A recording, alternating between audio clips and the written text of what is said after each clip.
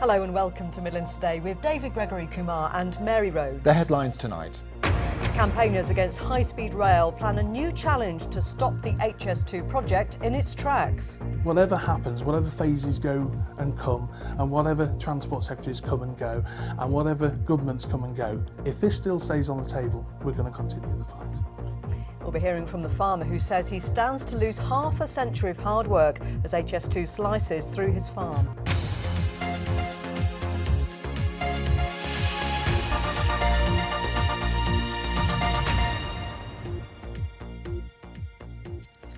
Good evening. Opponents of high-speed rail are planning new legal action to delay or halt the line between London and the north of England.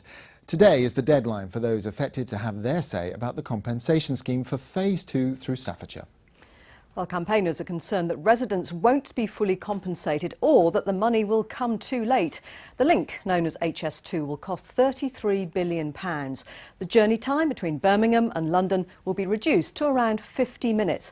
But because of the complexity of the project, it will be 2032 before high-speed trains run through Staffordshire. Giles Latcham reports. It's starting by them 4 trees and then it's going through here. The Prenolds have been farming all their lives. Jim started out as a tenant, but eventually saved enough to buy 100 acres of his own.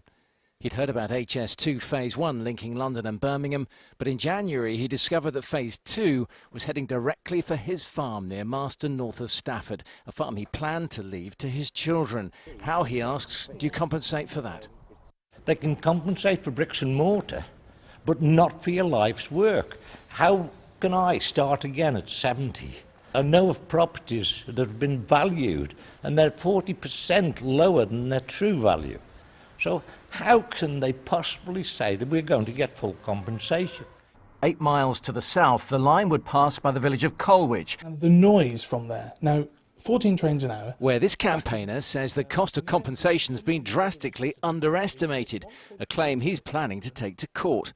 We are looking at the moment at getting some serious barristers together to look at the possibility of doing an American-style class action. We've got some very determined people up and down the line. Many homeowners won't be compensated for years, some not until the line's built, but a smaller number may qualify sooner if they could prove exceptional hardship.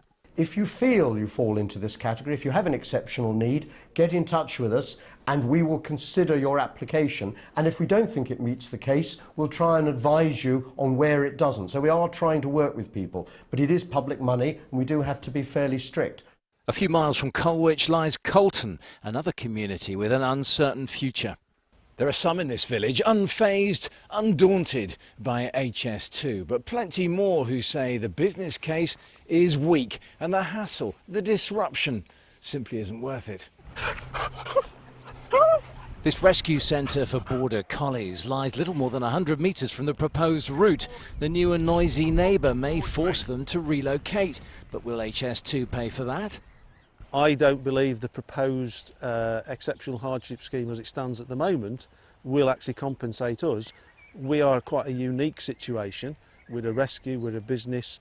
They don't actually take any of our land. How will we be compensated? There are many battles awaiting HS2 in these quiet lanes, and the issue of who's paid what and when is not the least of them. Giles Latcham, BBC Midlands Today, Staffordshire.